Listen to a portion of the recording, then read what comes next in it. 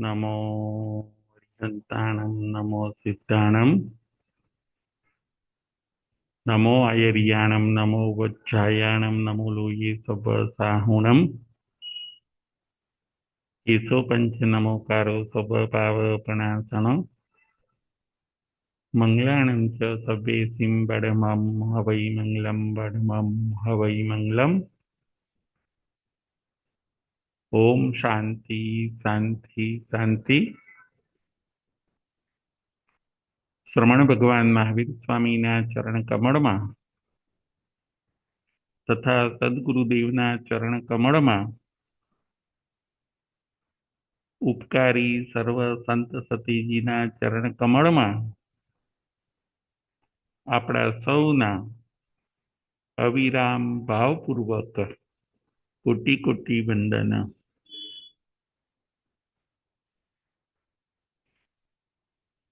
જય જિનેન્દ્ર। તારીખ 14/2/25 આગમ પ્રવચન વાંચણી નંબર 5। આજના આપણા પ્રવચનનો વિષય છે જમાલી કુમાર અને પ્રિયદર્શના।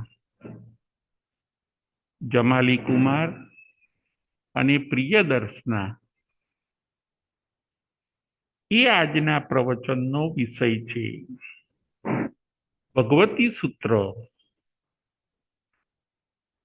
એની અંદર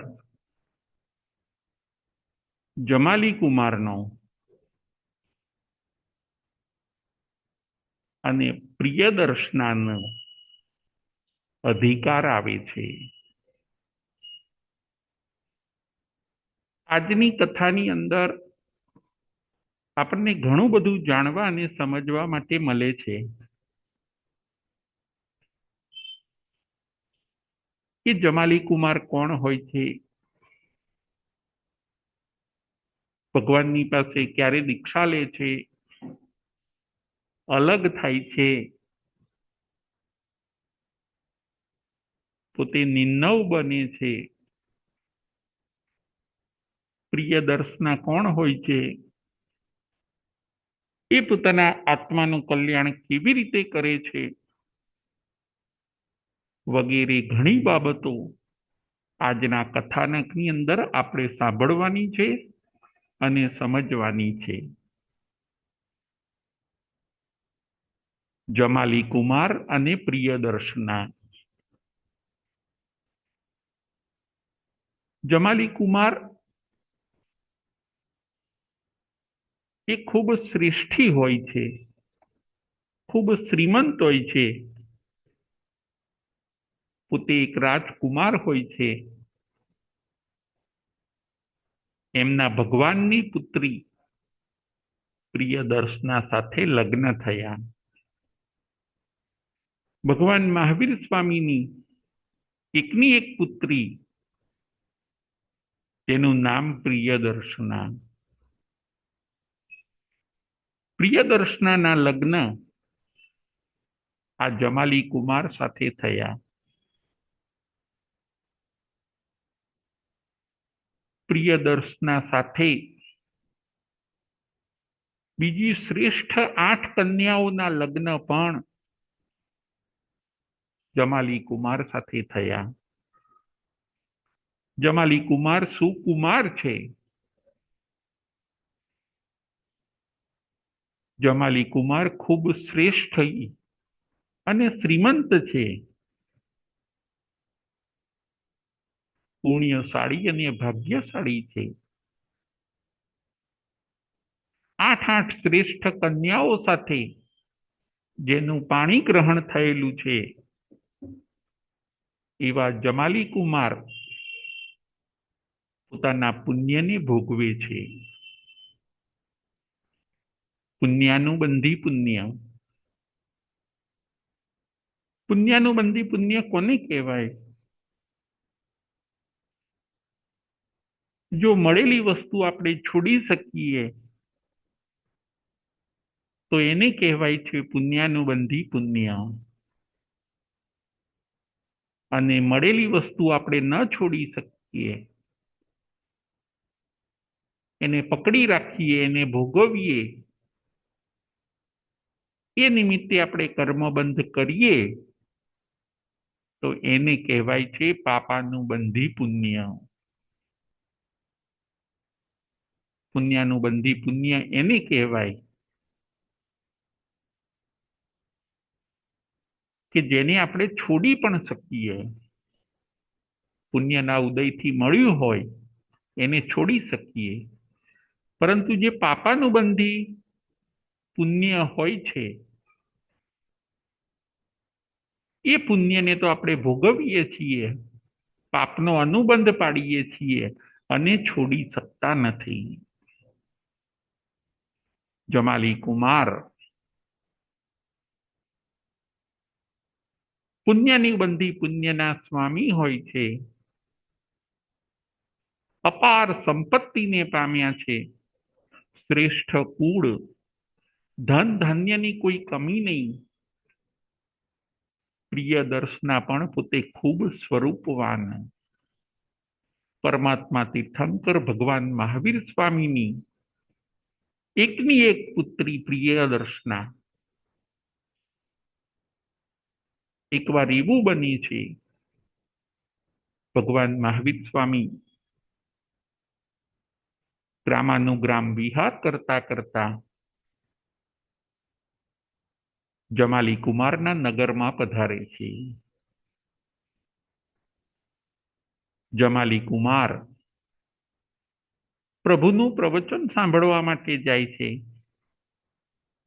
પ્રભુનો સત્સંગ કરે છે, પ્રભુની દેશના સાંભળે છે. અને જુઓ, પુણ્યાનુબંધી પુણ્યના સ્વામી હોય છે, એ પોતે સંપત્તિને છોડવા માટે તૈયાર થઈ જાય છે. ભગવાન મહાવીર સ્વામી પાસે દીક્ષા લેવા માટે તૈયાર થઈ જાય છે. અને એનાથી પણ આગળ વધીને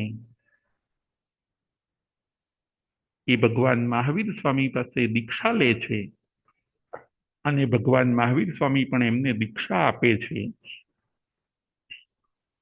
સાથે એમની જ પુત્રી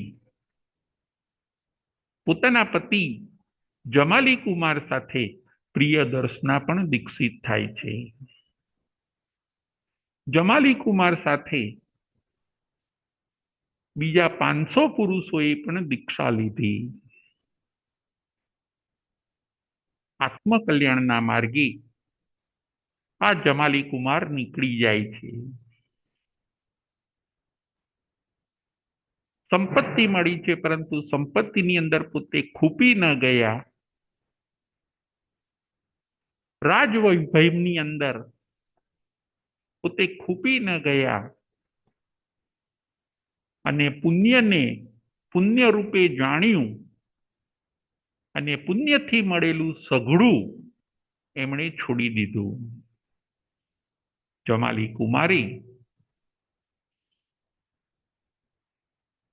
500 પુરુષો સાથે દીક્ષા લીધી, સાથે પ્રિય દર્શનાએ પણ દીક્ષા લીધી. બધાય ભગવાન મહાવીર સ્વામીને સમર્પિત થઈ ગયા. દીક્ષા એટલે 5 મહાવ્રતને લેવાના હોય છે. કયા કયા 5 મહાવ્રત? 5 મહાવ્રત. દીક્ષાને મહાભિનિષ્ક્રમણ પણ કહેવામાં આવે છે. 5 મહાવ્રત એટલે ભીષ્મ પ્રતિજ્ઞાઓ, જેને પાળવા ખૂબ અઘરા છે, એવા 5 મહાવ્રતો તમે ખૂબ ધ્યાન રાખો તો જ પાળી શકો.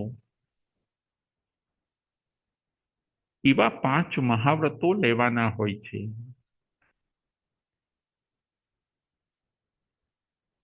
એ 5 મહાવ્રતો કયા કયા છે? તો કે પ્રથમ મહાવ્રત છે અહિંસા વ્રત, બીજું મહાવ્રત છે સત્ય વ્રત,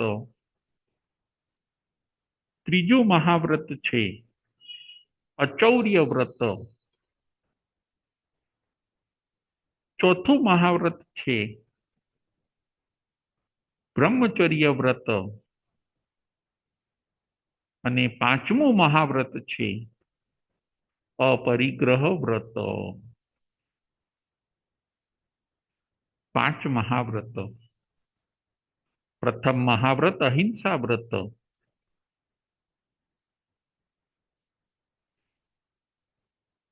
પૂરી લાઈફ કોઈ પણ જીવની હિંસા નહીં કરવાની, સંપૂર્ણ જીવન જાવ જીવ સુધી કોઈ પણ જીવની નાના મોટાની હિંસા નહીં કરવાની, એ છે પ્રથમ વ્રત. હાલતા ચાલતા ઉઠતા બેસતા મુનિ જીવનની અંદર કોઈ પણ જીવની હિંસા ન થઈ જાય એનું ધ્યાન રાખવાનું, અહિંસાને ફોલો કરવાની, એ છે પ્રથમ મહાવ્રત અહિંસા વ્રત. બીજું છે સત્ય વ્રત, સાચું બોલવાનું, લાઈફ ટાઈમ, એ છે બીજું મહાવ્રત. હસતા હસતા પણ ખોટું નહીં બોલવાનું, ક્રોધથી ખોટું નહીં બોલવાનું, બસ સત્ય જ બોલવાનું. આ છે બીજું મહાવ્રત. ત્રીજું મહાવ્રત છે અચૌર્ય વ્રત, ચોરીનો ત્યાગ, પૂછ્યા વગર કોઈ વસ્તુને લેવાની નહીં, ચોરીનો સર્વથા ત્યાગ.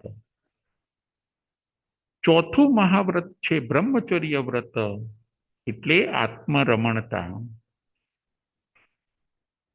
મોજ શોખનો ત્યાગ, વિજાતીય વ્યક્તિનો ત્યાગ.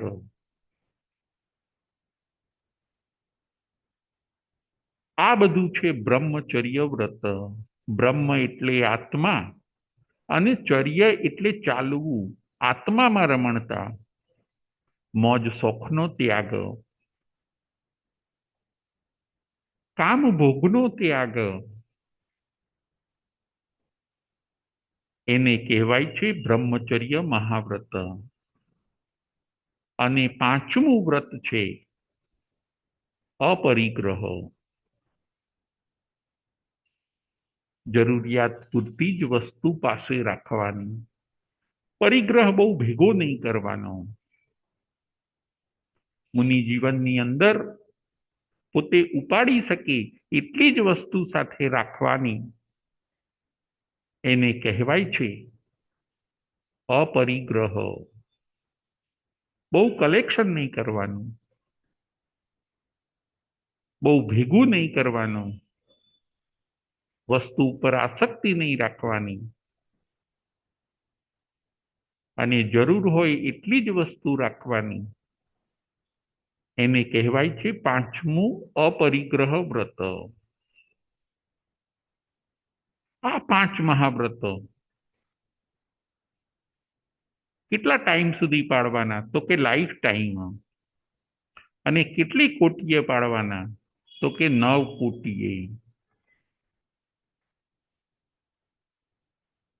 હિંસા પોતે નહીં કરવાની, કરાવવાની પણ નહીં કોઈની પાસે, અને કોઈ કરતું હોય તો હિંસાને સારી માનવાની પણ નહીં.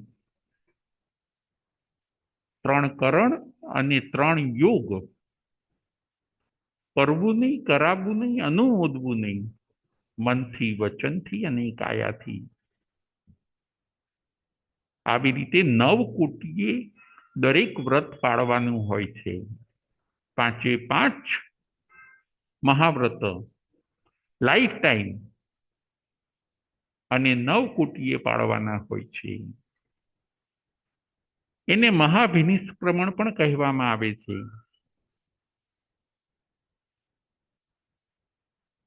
એને પ્રવૃત્યા પણ કહેવામાં આવે છે. આ પાળવું એ ખૂબ અઘરું છે. છતાં પણ જે મહાત્માનો વૈરાગ્ય દ્રઢ હોય છે એ પોતે આ 5 મહાવ્રત લે છે અને લાઈફ ટાઈમ પોતે પાળે છે, ગૃહસ્થાશ્રમને છોડે છે અને મુનિ જીવનને શરૂ કરે છે. આપણા ગુરુ ભગવંતો, આપણા મહાસતી, આપણા મહારાજ સાહેબ, એ બધા આ 5 મહાવ્રતો લાઈફ ટાઈમ માટે આદરેલા છે. અશક્યને એમણે શક્ય બનાવ્યું છે. ઘણું અઘરું છે, છતાં પણ એને એ હસતા મુખે સ્વીકારે છે અને આત્મકલ્યાણના રાહે એ લોકો આગળ વધે છે. એક દિવસ પણ જો આપણે પાળવું હોય તો પણ આપણને અઘરું લાગે છે. ત્યારે મુનિ ભગવંતો હસતા હસતા અનુકૂળતામાં કે પ્રતિકૂળતામાં, દિવસે કે રાત્રે ક્યારેય પણ કરમાયા વગર, મૂંઝાયા વગર એ લોકો 5 મહાવ્રતને 9 કોટીએ લાઈફ ટાઈમ પાળે છે. આપણે એમને વંદન કરીએ એટલા ઓછા છે. મુનિ જીવન, શ્રમણ જીવન. અહીંયા જમાલી કુમાર પણ આવી રીતે 5 મહાવ્રતોની અંગીકાર કરે છે. એ પણ કેવું સરસ સૌભાગ્ય કે એમણે દીક્ષા ભગવાન મહાવીર સ્વામી પાસે લીધી, જેના ગુરુ તીર્થંકર છે એવા જમાલી કુમાર અને એમના પત્ની પ્રિયદર્શના, જે ભગવાનના પુત્રી છે, એ બંને જણે ભગવાન મહાવીર સ્વામી પાસે 5 મહાવ્રતો લીધા. પોતાનું જીવન એમણે સમર્પિત કર્યું. ભગવાનની આજ્ઞામાં આવી ગયા. પંચ પરમેષ્ઠીના 5મા પદની અંદર આવી ગયા. 11 અંગનો અભ્યાસ કર્યો. જમાલી કુમારે 11 અંગનો અભ્યાસ કર્યો.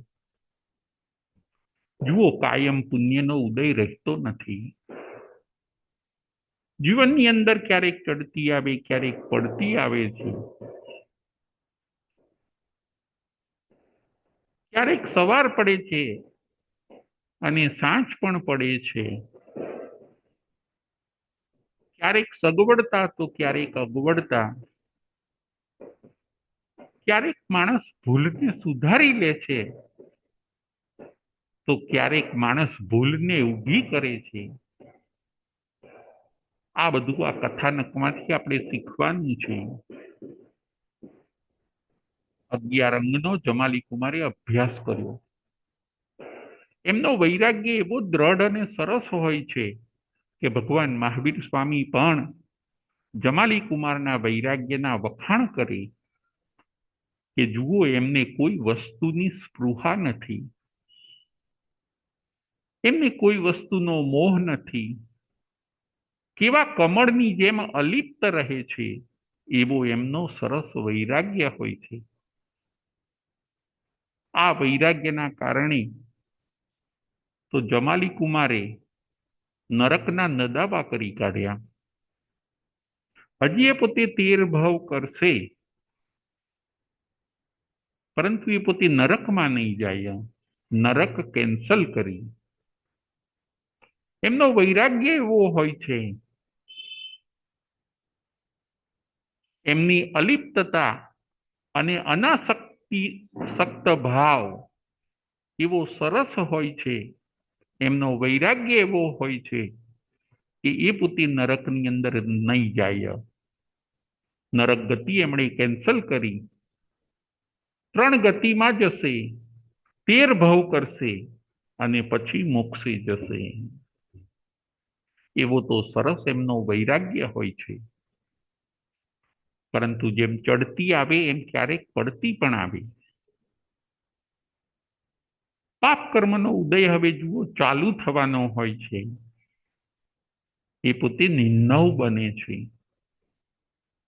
પાપ કર્મનો ઉદય ચાલુ થયો, એકવાર બીમાર પડ્યા હોય છે અને શિષ્યોને કહે છે કે મારા માટે પથારી કરો. જમાલી કુમાર એકવાર બીમાર પડ્યા હોય છે અને શિષ્યોને કહે છે કે મારા માટે પથારી કરો. પછી થોડી વાર રહીને પૂછે છે, પથારી થઈ ગઈ? શિષ્યો કહે છે, હા, પથારી થઈ ગઈ. એ પોતે ઊભા થઈને સૂવા માટે જાય છે, ત્યારે જોવે છે કે હજી પથારી થઈ નથી, હજી પથારી થઈ રહી છે, હજી શિષ્યો પથારી કરે છે. એમણે તરત જ શિષ્યોને કહ્યું કે પથારી ક્યાં થઈ છે? તમે બોલ્યા કે થઈ ગઈ, તમે અસત્ય બોલ્યા, તમે જૂઠું બોલ્યા, એટલે હે શિષ્યો તમે પ્રાયશ્ચિત લો. શિષ્યો કહે છે કે સત્યનું પ્રાયશ્ચિત ન હોય. ભગવાન મહાવીર સ્વામીનો સિદ્ધાંત છે કડમાણે કડે. ભગવાન મહાવીર સ્વામીનો સિદ્ધાંત છે કે કડમાણે કડે. જે કામ ચાલુ કર્યું એ પૂરું થયું એવું કહી શકાય, એવો ભગવાન મહાવીર સ્વામીનો સિદ્ધાંત છે.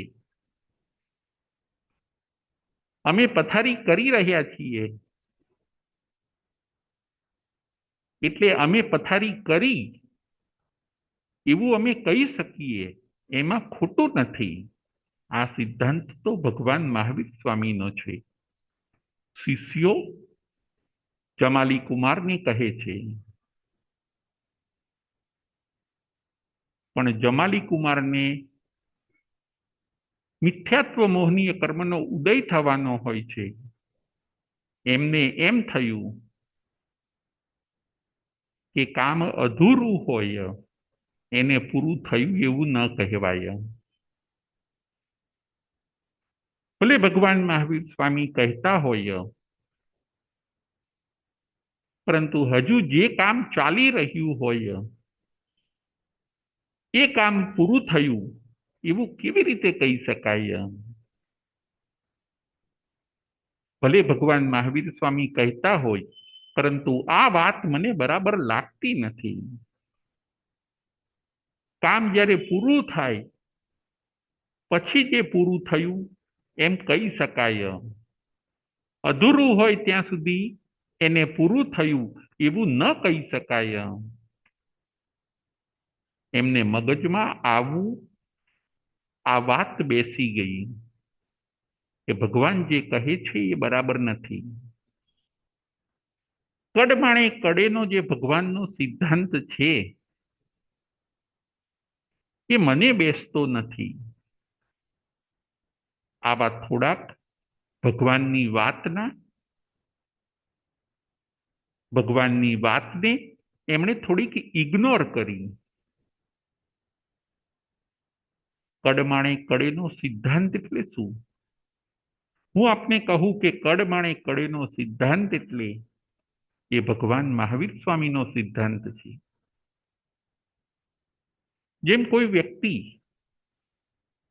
કામ કરી રહ્યું છે, એણે કામ કર્યું એવું કહેવાય? તો ભગવાન કહે છે કે હા, કહેવાય. એણે ચાલુ કરી દીધું છે એટલે એણે કામ કર્યું એવું કહેવાય. જો એ વાતને તમે સ્વીકારશો નહીં તો પછી કામ ક્યારેય પૂરું થશે નહીં. જેમ જેમ કામ થતું જાય છે એમ એમ કામ પૂરું થતું જાય છે. કરવાનું ચાલુ કર્યું ત્યારથી કર્યું એમ કહેવાય. હું આપને વ્યવહારિક જીવનનો દાખલો આપું. કે જેમ આપણા ત્યાંથી કોઈ મુંબઈ જવા માટે નીકળી ગયું, હજી ભલે મુંબઈ પહોંચ્યું નથી, છતાં આપણે કહીએ છીએ કે એ બોમ્બે ગયા, એ મુંબઈ ગયા. હજી એ વચ્ચે છે, છતાં આપણે શું કહીશું? કે એ બોમ્બે ગયા. આ વચન અસત્ય નથી. બસ ભગવાનનું પણ એક કહેવું એવું જ છે. જે પથારી કરવાનું કામ ચાલી રહ્યું હોય છે, એ પથારી થઈ એમ કહેવાય? ભગવાન કહે છે કહેવાય. અને જમાલીના વિચાર જુદા પડ્યા. એ કહે છે ન કહેવાય. કાર્ય પૂરું થાય પછી જ એને પૂરું થયું છે એવું કહી શકાય. Opinion difference. જમાલી કુમાર વિચારવા લાગ્યા કે મને કોઈક સત્ય વસ્તુ હાઇલાઇટ થઈ છે. મને ભગવાનના આ સિદ્ધાંત કરતા મને મારો સિદ્ધાંત વધારે સારો લાગે છે. મને કોઈક સત્ય જ્ઞાન લાદ્યું લાગે છે. આવી રીતે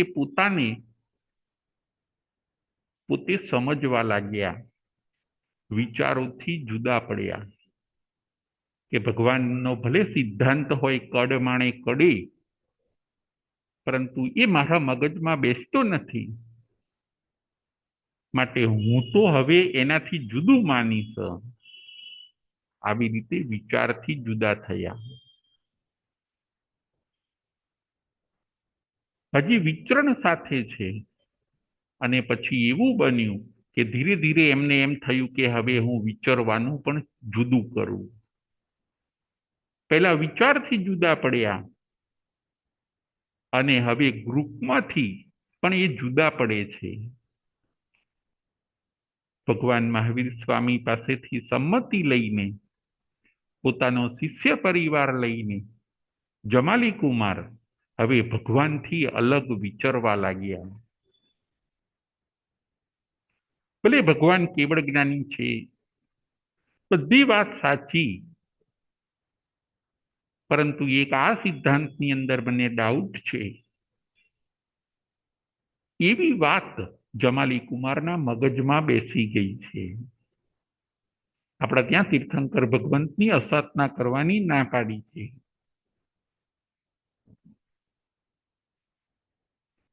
જમાલી કુમાર હજી છદ્મસ્ત છે.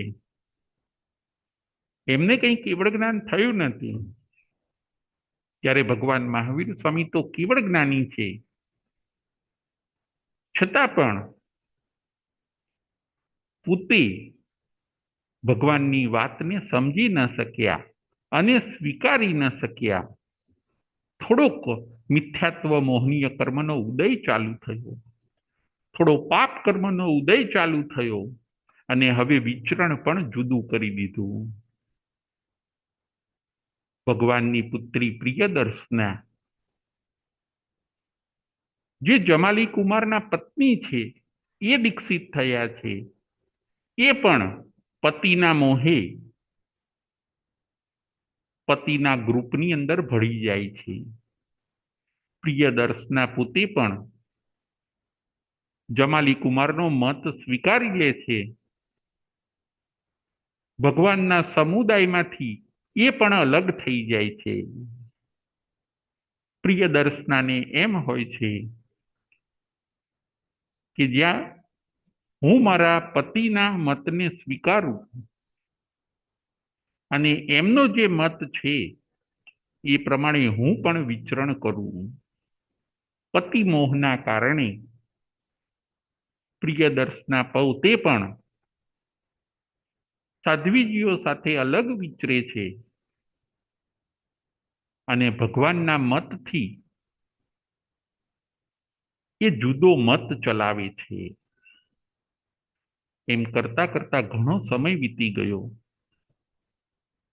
જમાલી કુમાર હવે સ્વતંત્ર વિચરે છે.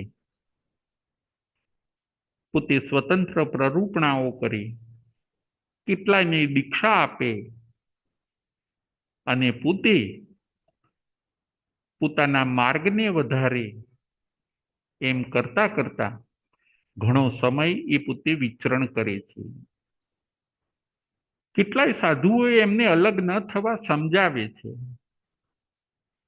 કે તમે ભગવાનથી અલગ ન થાવો, છતાંય એ માનતા નથી કે ના, મારે હવે જુદું વિચરવું છે. જુઓ, પુણ્યનો થોડોક ઉદય હોય એટલે માણસ પોતે આજ્ઞામાં રહેવા તૈયાર થતા નથી. એ પોતે સ્વતંત્ર વિચરે છે. અનેક સાધુઓ એમને સમજાવે છે કે તમે તમારો મત છોડી દો અને પાછા ભગવાનના સમુદાયમાં આવી જાવ. પરંતુ એવા જીદે ચડેલા કોઈક માન કસાઈના કારણે જમાલી કુમાર પોતાનો મત પણ છોડી શકતા નથી અને ભગવાનના સમુદાયમાં પાછા ભળી પણ શકતા નથી. અને શાસ્ત્રકાર કહે છે કે આવી રીતે સ્વતંત્ર વિચરણ કરવાથી, ભગવાનની આજ્ઞા વગર આવી રીતે સ્વતંત્ર વિચરણ કરવાથી એ જમાલી કુમાર આરાધક બનવાના બદલે વિરાધક બન્યા. જુઓ સ્વભાવ. ઈગો એટલે કે માન કસાઈને જીતવો બહુ અઘરો છે. ઘણીવાર માણસ થોડાક હોશિયાર થઈ જાય, થોડું વાકચાતુર્ય આવી જાય, થોડીક બુદ્ધિ હોય, પછી માણસ સ્વતંત્ર બની જાય છે. પછી એને એમ થાય છે કે હવે મારે કોઈના અંડરમાં કેમ રહેવાનું, હું મારું બધું મારી રીતે કરી શકું છું, મારે કોઈની આજ્ઞામાં શા માટે રહેવાનું? આવા વિચારો માણસને આવી જાય છે. આ જમાલી કુમારને પણ એવું જ બન્યું. હવે એ પોતાનો મત અલગ ચલાવે છે. ભગવાનના ગ્રુપમાં પણ રહેતા નથી, ભગવાનની આજ્ઞામાં પણ રહેતા નથી અને જન સમુદાયમાં ઠેર ઠેર વિચરણ કરે. વૈરાગ્ય સારો છે, પ્રવચનો સારા આપે, અનેક લોકો એની અંદર જોડાય.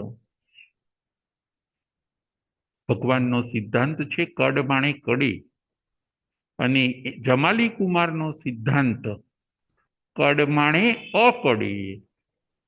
ફરીથી ભગવાન મહાવીર સ્વામીનો સિદ્ધાંત છે કડ માણે કડે, કરતા હૈયે એને કર્યું એમ કહેવાય.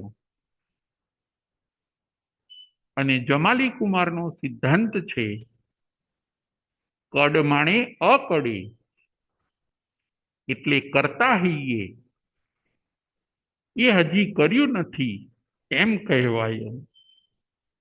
બસ આ બે વિચારોના કારણે બે મત આખા થઈ ગયા. ભગવાનના જ જમાઈ હોય છે. જો જમાલી કુમાર ભગવાન મહાવીર સ્વામીના જ જમાઈ હોય છે, છતાં પણ ભગવાનથી વિખૂટા પડ્યા, પોતાનો અલગ મત ચલાવે છે, પુણ્ય યારી આપે છે અને પોતાના મતનો એ વિકાસ કરે છે. ઘણીવાર જીદ વસ્તુ એવી છે કે માણસ જીદે ચડે પછી એ જીદને છોડી શકતા નથી. ઈગો પ્રોબ્લેમ એવો આવી જાય છે કે ઘણીવાર સાચું સમજવા છતાં પણ માણસ ખોટું છોડી શકતા નથી.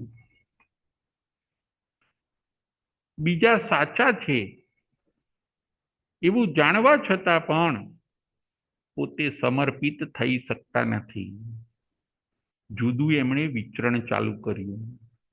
આજની કથામાંથી આપણે એ પણ સમજવાનું છે કે વડીલોની સાથે રહો, વડીલોની આજ્ઞામાં રહો. કલ્યાણ શેમાં છે? તો કે તમે વડીલોની સાથે રહો અને વડીલોની આજ્ઞામાં રહો. આપણા સિદ્ધાંતની અંદર કીધું કે મુનિ ભગવંતોએ ઓછામાં ઓછા 2 મુનિ ભગવંતોએ વિચરવું જોઈએ. ક્યારે એકલા મુનિ ભગવંતે વિચરાય નહીં. અને સાધ્વીજી ભગવંતોએ ઓછામાં ઓછા 3 વિચરવું જોઈએ. 3 થી ઓછા સાધ્વીજી ભગવંતોએ વિચરવું ન જોઈએ. વડીલોની સાથે રહો. વડીલોની સાથે તમે રહેશો તો તમને ઘણા લાભ થશે. જુઓ, તીર્થંકર જેવા તીર્થંકર મળ્યા છતાં પણ એમના જમાઈ જમાલી કુમાર એમની પાસે દીક્ષિત થયા છે, છતાં એ પોતે સાથે ન રહી શક્યા. ભલે કદાચ અલગ થયા, પરંતુ આજ્ઞામાં રહીને જો એ અલગ થયા હોત તો એમને હજી 13 ભવ ન કરવા પડત. એ જ ભવે પોતે મોક્ષે જઈ શકત. શિષ્યો હોય તો એમણે ગુરુની સાથે રહેવાનું છે, અને પુત્ર પુત્રી હોય તો એમણે માતા પિતાની સાથે રહેવાનું છે. વડીલો ઘણીવાર આપણને ગમતા નથી, એ ખોટું છે. વડીલો આપણને ગમવા જોઈએ. ગુરુને શિષ્યને ગુરુની નિશ્રા હોવી જોઈએ,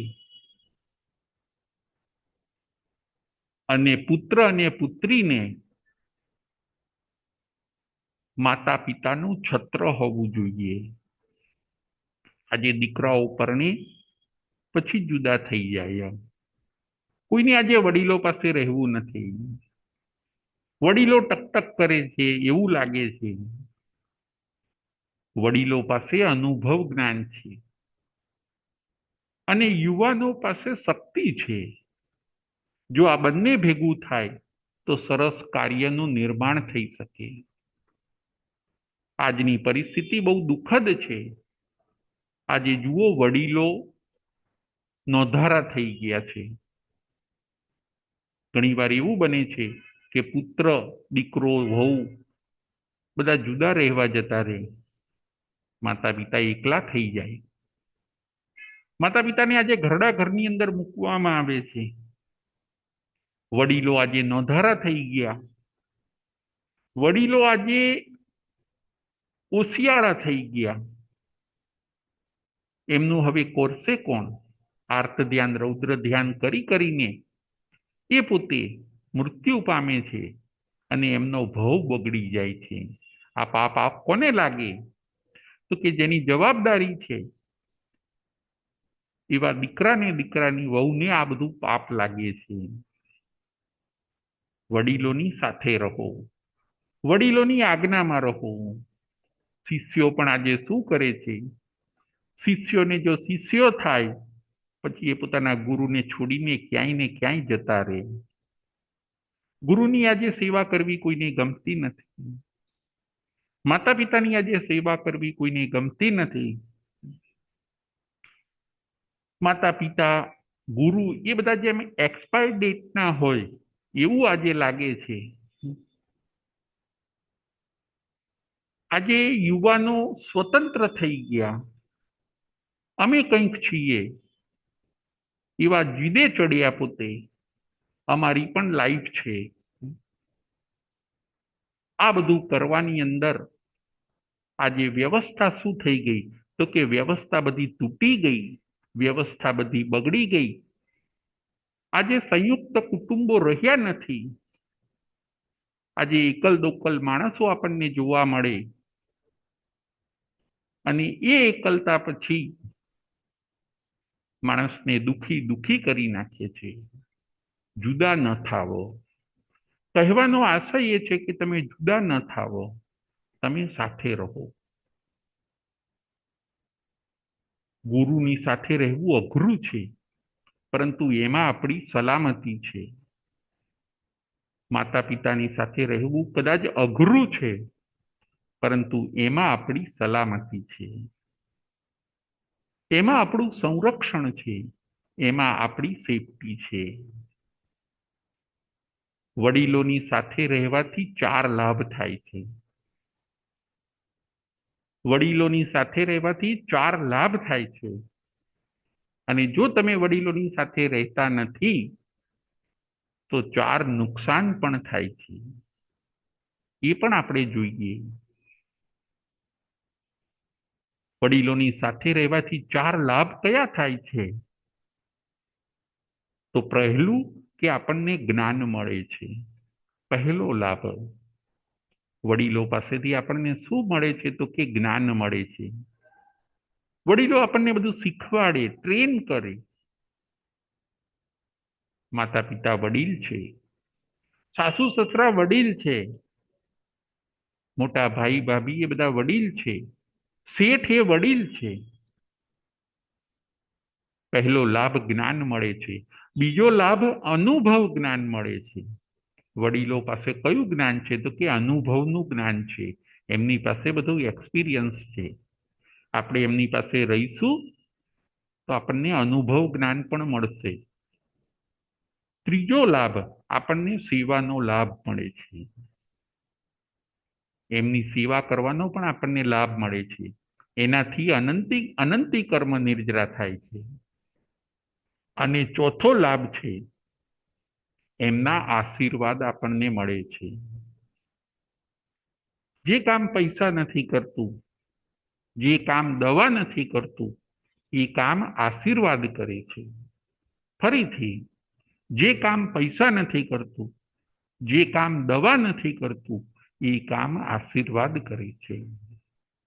વડીલો પાસે રહેવાથી, એમના ઘડપણની લાકડી બનવાથી, એમના ઉપર લાગણી રાખવાથી અને સુખે સમાધિએ એમનું ઘડપણ પડાવવાથી આપણને આશીર્વાદ મળી જાય છે. ધર્મ કરવો ન પડ્યો, ધર્મ થઈ ગયો. એટલે આવી રીતે વડીલોની પાસે રહેવાથી આપણને 4 લાભ થાય છે. જે વડીલોની પાસે રહેતા નથી એને 4 નુકસાન પણ થાય છે. જુઓ જમાલી કુમાર, આપણી કથા એ હોય છે કે એ ભગવાન મહાવીર સ્વામીથી અલગ થઈ ગયા. એ સાથે ન રહ્યા, એ આજ્ઞામાં ન રહ્યા, તો એમનું એ જ ભવે કલ્યાણ ન થયું.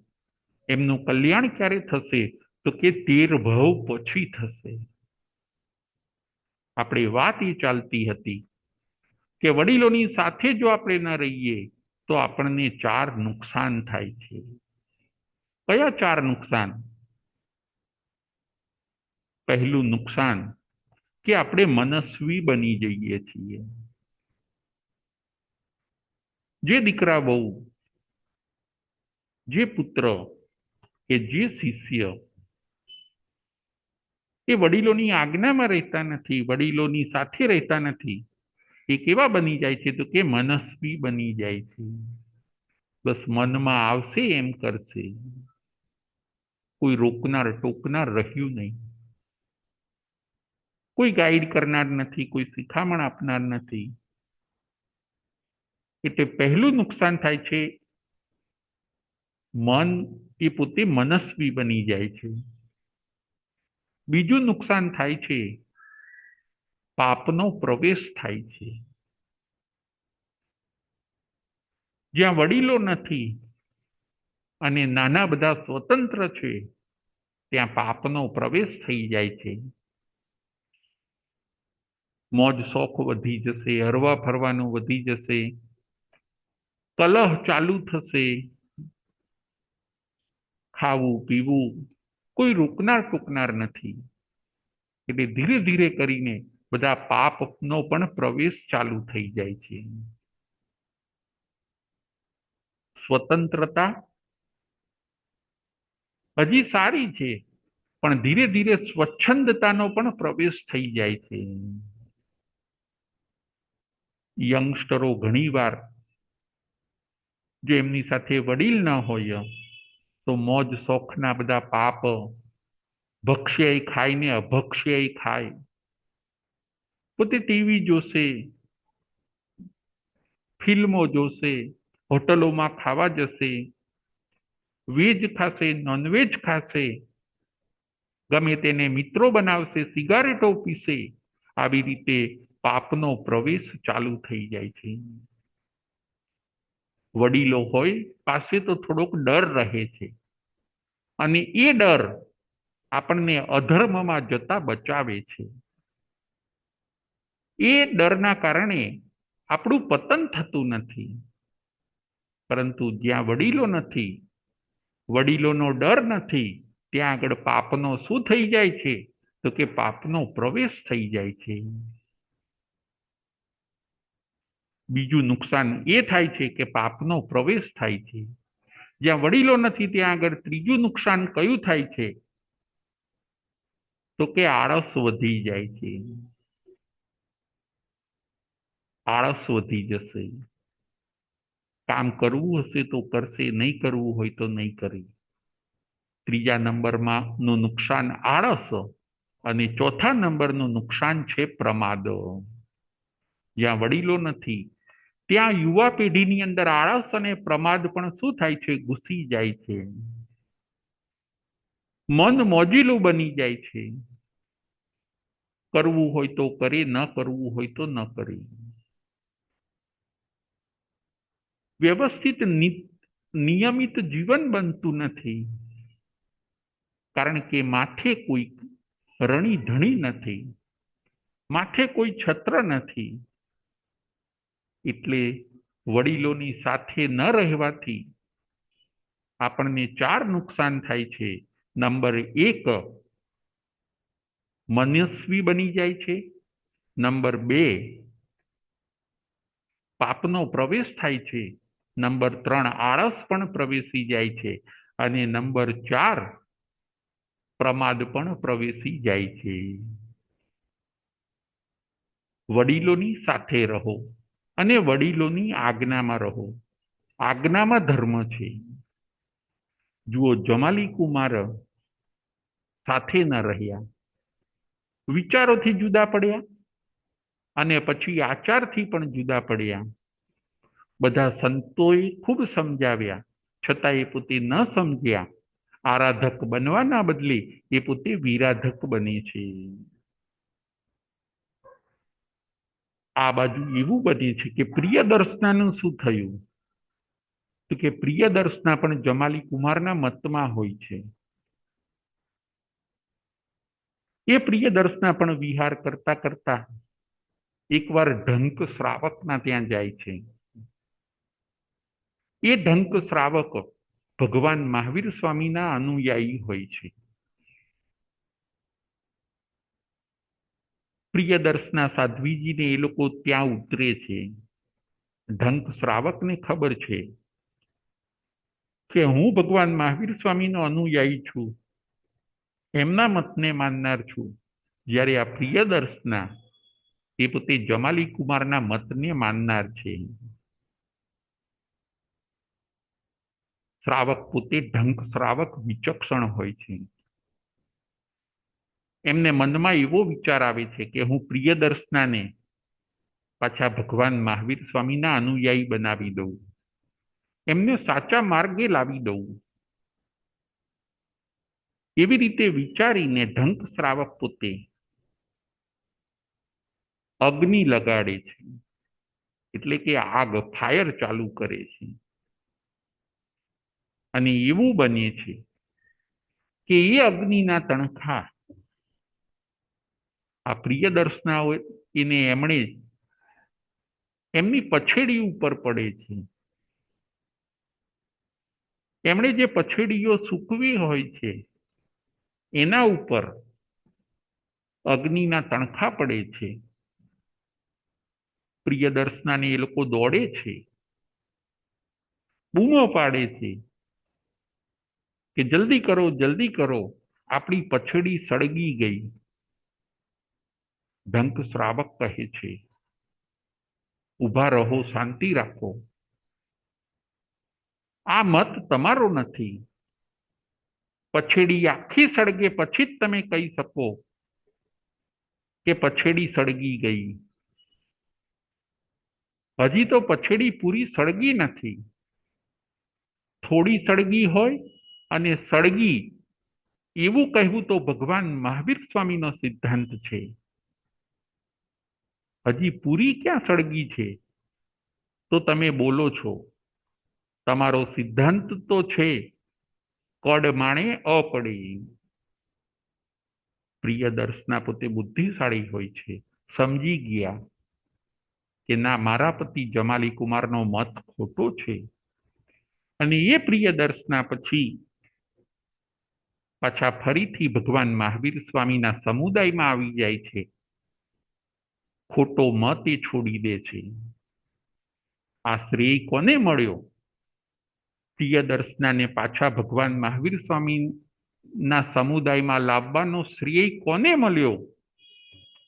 તો કે એ શ્રેય એક ઢંક શ્રાવકને મળ્યો. એક શ્રાવકની ચતુરાઈથી, એક શ્રાવકની વિચક્ષણતાથી પ્રિયદર્શના તરત જ સમજી ગયા, બુદ્ધિશાળી હોય છે, કે મેં દીક્ષા લીધેલી છે, મારે મારું આત્માનું કલ્યાણ કરવાનું છે.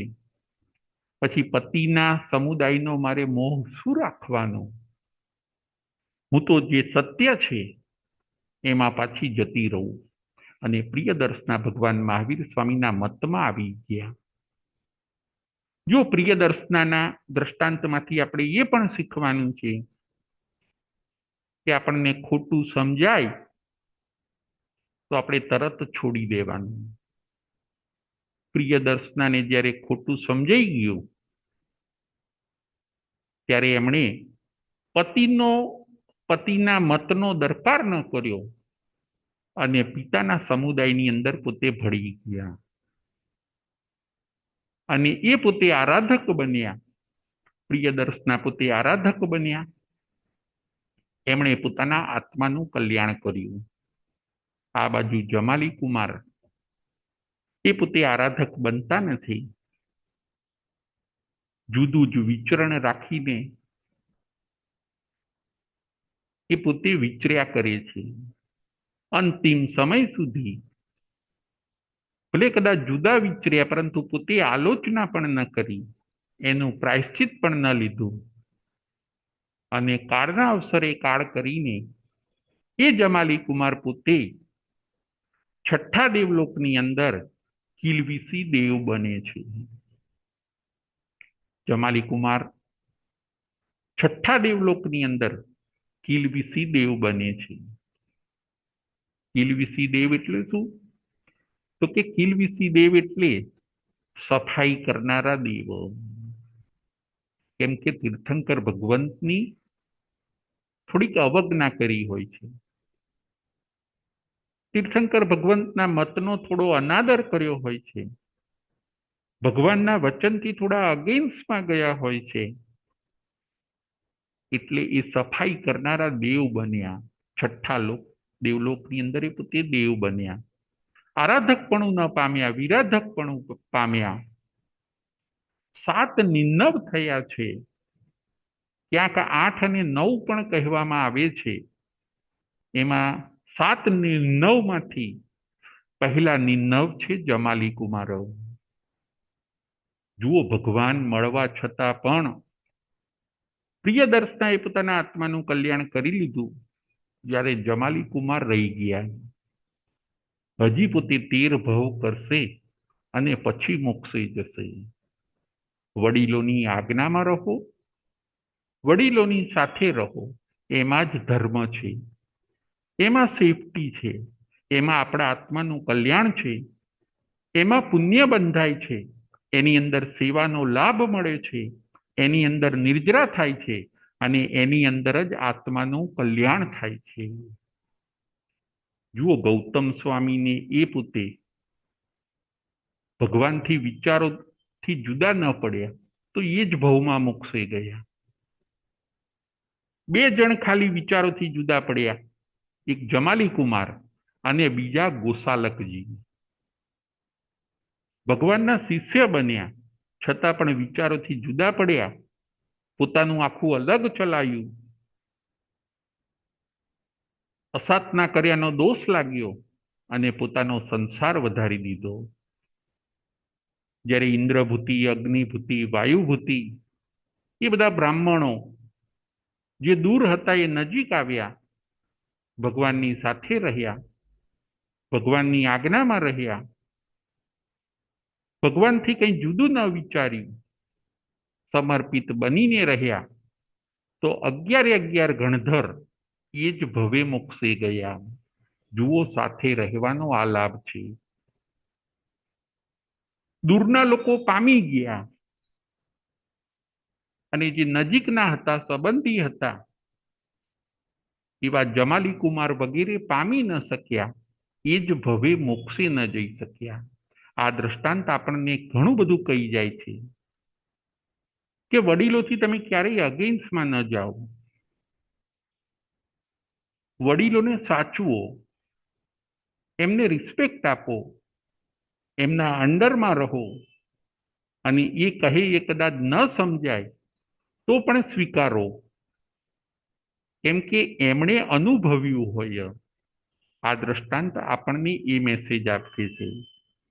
જમાલી કુમાર જુદા થયા તો એમને નુકસાન થયું, અને ગૌતમ સ્વામી વગેરે ગણધરો, સુધર્મા સ્વામી વગેરે ગણધરો એ બધા ભગવાનની પાસે રહ્યા, એમની આજ્ઞામાં રહ્યા, તો પોતે એ જ ભવે પોતાના આત્માનું કલ્યાણ કરીને મોક્ષે ગયા. આજની આપણી કથાનો વિષય હતો જમાલી કુમાર અને પ્રિયદર્શના.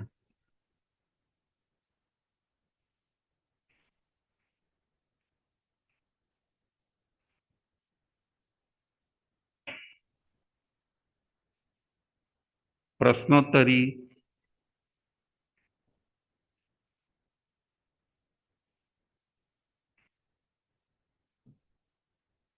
પ્રશ્ન નંબર 1.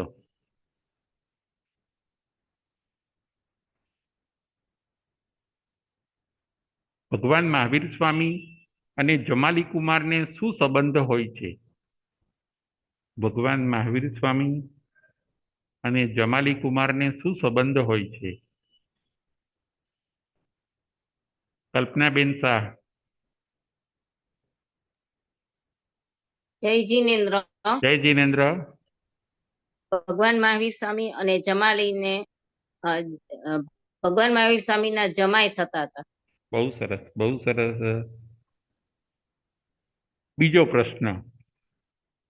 પ્રિયદર્શનાને પાછા ભગવાનના મતમાં કોણ લાવ્યું? પ્રિયદર્શના સાધ્વીજીને ભગવાનના મતમાં કોણ લાવ્યું પાછા?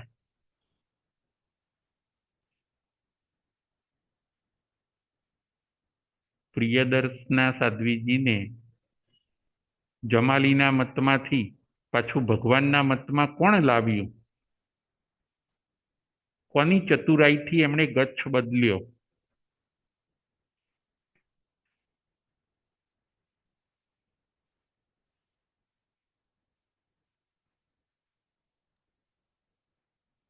એનો જવાબ છે બોલો.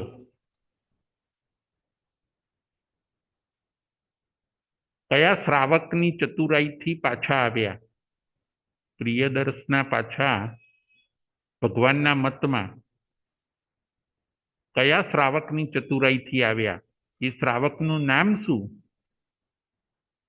તો એ શ્રાવકનું નામ હોય છે ઢંક શ્રાવકો. જવાબમાં ઢંક શ્રાવકો. હવે બીજો પ્રશ્ન આગળ. વડીલો સાથે રહેવાથી કયા 4 લાભ થાય છે અને સાથે ન રહેવાથી કયા 4 નુકસાન થાય છે?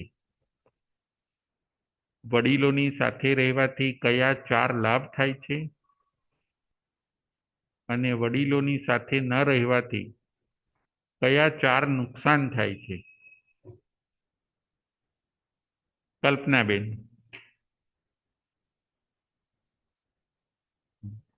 જય જીનેન્દ્ર. જય જીનેન્દ્ર. 4 લાભ થાય છે. તેમાં પેલું, આપણને જ્ઞાન મળે છે. બીજો, અનુભવ મળે છે, અનુભવનું જ્ઞાન મળે છે. ત્રીજો, સેવાનો લાભ મળે છે, અને અનંતી કર્મ નિર્જરા મળે છે. બરાબર છે, બરાબર છે. એટલે અને આશીર્વાદ મળે છે ચોથું. હા, ચોથું આશીર્વાદ મળે. ચોથું આશીર્વાદ મળે. અને નુકસાન એ થાય છે કે આપણે મનસ્વી બની જાય છે પેલું, હમ હમ પછી બીજો પાપનો પ્રવેશ થાય છે, હમ ત્રીજું આળસ વધી જાય છે, અને ચોથું પ્રમાદ વધી જાય છે. બહુ સરસ, બહુ સરસ. Thank you. હવે ચોથો પ્રશ્ન. જમાલી કુમાર કેટલા ભવ કરશે? હજી જમાલી કુમાર કેટલા ભવ કરશે?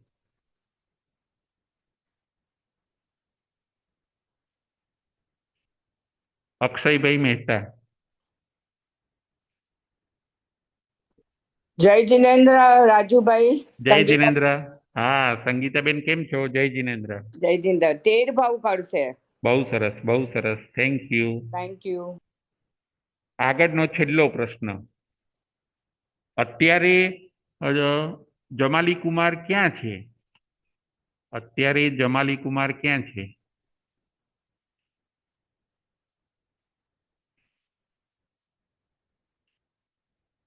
અત્યારે જમાલી કુમાર ક્યાં છે?